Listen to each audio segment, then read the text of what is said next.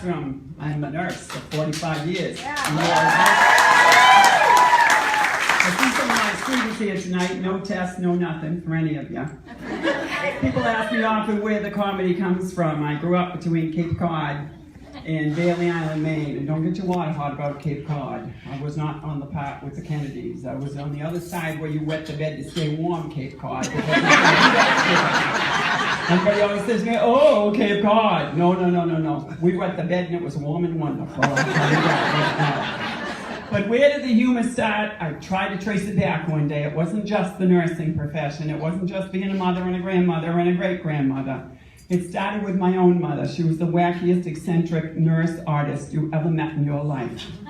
If DHHS was around in the 50s, our home would have been childless, I tell you that. Childless, because that woman was ruthless with the 5 of us. Absolutely ruthless. This is where it started. I'll give you a little bit of what my mentors were in life. I had 6'3" Aunt Emma with a full beard and mustache and bright red lipstick. She was a beauty. She wore size 14 shoes. And then there was my mother. Well, Aunt Emma didn't have any kids. She graduated from college magna, had no common sense in the world, married to Uncle Earl, who was gay and never came out until later. Everybody has an Emma and an Earl. Earl eventually got to Provincetown because 2 of my gay guy friends went down to Cape and had their honeymoon at the house I inherited from Aunt Emma. So they took Uncle Earl's picture up to Provincetown for the wedding ceremony. So he finally did make it up to B-Town long after his death. So I got carted around back then, and if you were brought up in the 50s, you know that there was only one car in the family. Dad took the car, Ma and the aunties went into town. Who was the victim in the back seat? 10-year-old Betsy. My Aunt Emma, well, I had an African-American great-grandmother, and so Aunt Emma was the real Medea. She was the Tyler Perry of our family. She had the flowery moo-moo, she had the breast hanging down there. And she was the homeliest woman on Cape Cod, and she admitted to it, too. People would come far and wide to hear Aunt Emma's stories, and she was just so funny. And I went to the house one day with one of my friends in high school, and I didn't prepare her for Aunt Emma. And when Aunt Emma opened the door, she knows what people are thinking. And she looked at my friend and she said, do come in, you're looking at the homeliest woman on Cape Cod. And my friend said to me, what do I say now? I said, you say absolutely nothing. She cleared the air. She was also an English teacher at the high school, and she was the town genealogist. So therefore, I spent many a day in cemeteries. But one day we're riding through Howardsport, Massachusetts, and I'm from the oldest family on the Cape and married into the second oldest. So they knew everybody in town, those two. We're riding in the great big green Buick. Aunt Emma's driving through, and she was very expressive with her face.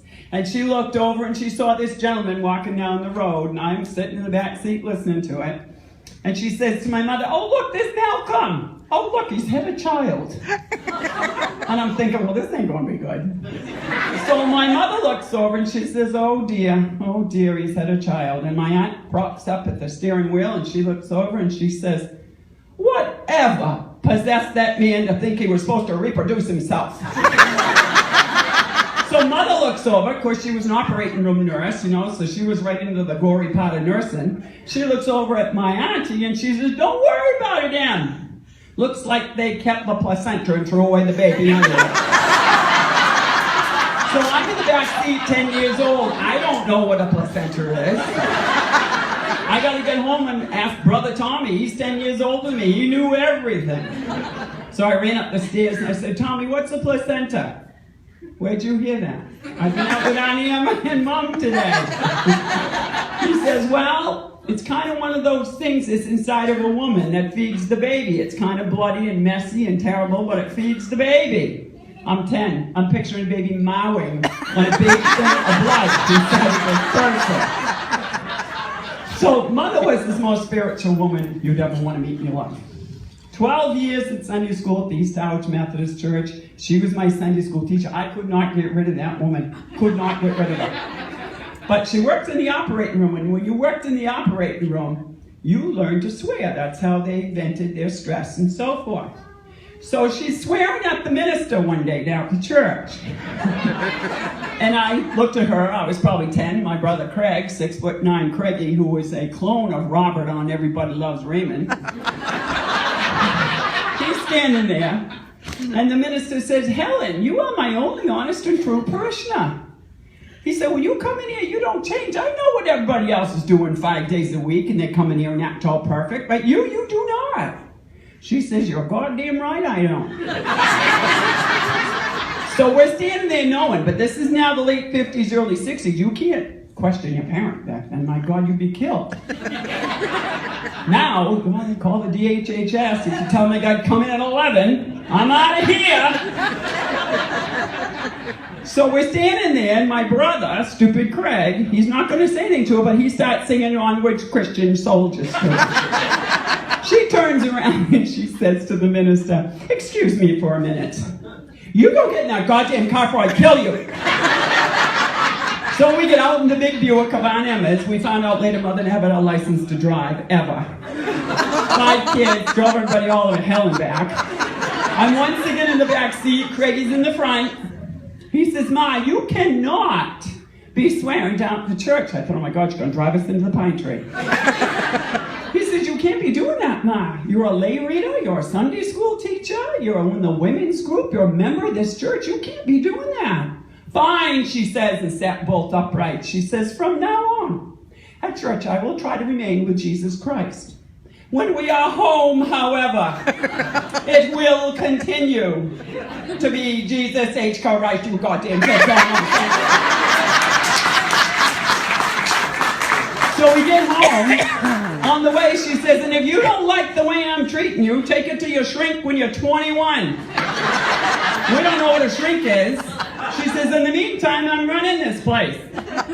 So we get home, and I run up to Tommy's room to find out what a shrink is. When I get upstairs, I said, Tommy, what's a shrink? Have you been with Auntie Emma and Mother again today?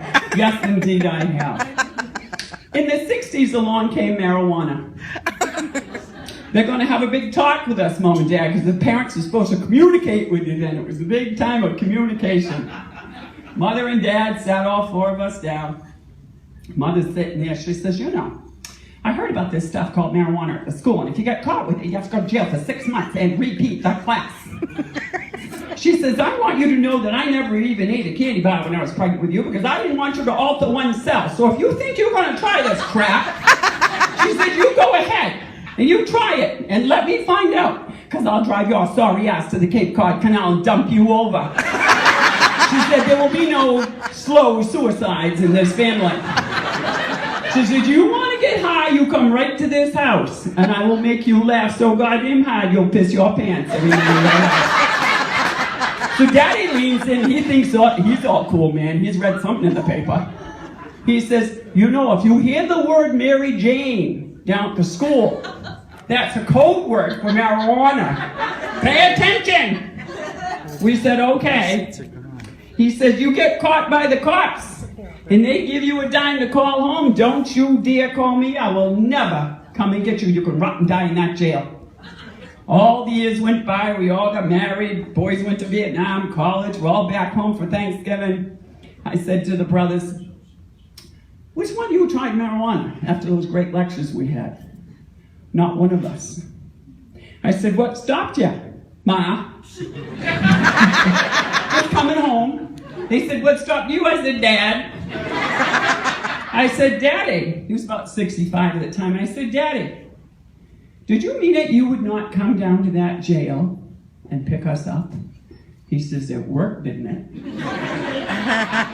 So life goes on, and I'm a nurse, and I've been in all the branches of nursing, but teaching is the most fun because I want you people to stay healthy. If you knew what was coming into healthcare right now to take care of you, you'd be on an all-natural diet real quick.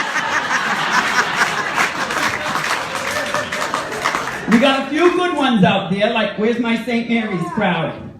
Yay! They'll deliver your babies. Once you got a uterus, you can go see them. So life goes on, and I get a little girl in my class, and I'm thinking, it's up to Lewiston, I'm thinking to myself, she must be having a baby at St. Mary's, I'll find out. So I said, oh, first baby, when are you due? Today. I said, well, I've only delivered 2 in a parking lot and switchboard at Bath Memorial Hospital. So my daughter's over at St. Mary's if you need her. I said, pretty exciting, first baby? Well, it would be if we could find the father. So I played dumb. I said, oh, is he among the missing? She said, no, it's one of 6 candidates. 35 years ago at Cape Cod Tech, I would have sat you down and talked about your morals and your values and your ethics. Time's gone on, you can't save these people, you just bless their heart and let them go. You can't. All you people younger than 35 years old, right around the cutoff times, 35 years old, you have nothing you're going to do with these people. You just do what your grandmother did. And then you bless their hearts, because there's absolutely nothing you're going to do. Now, I've added a line on to my grandmothers. They come into my class, and I live in God. I can't even tell you. I'm going to finish that story about that little girl in a second. They come into my classroom, they get all finished, and they're stupid.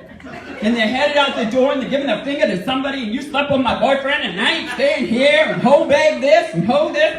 And they're going out the door, and they turn around, and I say to them, who raised you? Are you dissing on my mother? Yes, indeed, I'm dissing on your mother. Somewhere along the line, one of you missed the chapter on manners. You go home, regroup, don't come back here. So the little girl looks up at me and I said, honey, do you know you only ovulate for 48 hours? 6 men is a lot of men in 48 hours. She says to me, yep it is. I said, did you love any of them? Were you in a romantic relationship? No, that's back in the day. She said, you hook up, you move on. So I'd be arrested for my thoughts, because I wanted to call her a little hoe, but I couldn't do it. I said, look at my face, you're looking at a dinosaur. I met my husband when I was in high school. End of discussion. That's it. So the other day, I have a student in the classroom. She says to me, oh, Betsy, I'm so glad you're alive. I had a brain tumor, and I had abdominal surgery and all the crap in the world. It made me a patient. Let me tell you how lovely that was. People say the damnedest things when you have cancer. You're feeling pretty good. You're having a good day one day, and you see this face. How you doing, Beth? Well, I was doing pretty damn good till you got my face. Or they say, my aunt had cancer in 1962 in the right big toe. You're going to be fine. She's still kicking. So a little girl comes in my class and she says, oh my God, I'm so sad. I'm so sad. She says, I heard you died a year ago. And I said, well, unless this is heaven, I'm still here. She said, no, I've been so sad about it. What are we going to do without Betsy in the classroom? And I said, you couldn't have been that goddamn devastated, because I remember my husband and kids getting a sympathy card a year ago. I got to go. I'll leave you with one last joke, because I have a whole lot more material, but can't get. Here's a joke I'm going to leave you with. 2 elder ladies get admitted to assisted living. They're 82 years old. They're standing out smoking cigarette. One's got a condom on her cigarette. So the other one says, what's that thing? It pouring rain out there. They had no coverage. What's that thing you got there? So it's called a condom. She says, when it's raining, you buy a condom and you cut the end off and you put it over your cigarette and then it protects it. She says, where do I get such a thing? She says, go down to CVS. You'll either be over the counter or they'll be up there. Asked a pharmacist. Well, she went down. There was nothing over the counter. She goes to the pharmacy, and she says to the pharmacist, do you have such thing as called a condom? His pharmacist says, yeah. He says, but what size you want? They come small, medium, large, extra large. Oh, dear. She says, I did not know. They came in sizes. Well, whatever you think will fit over a camel.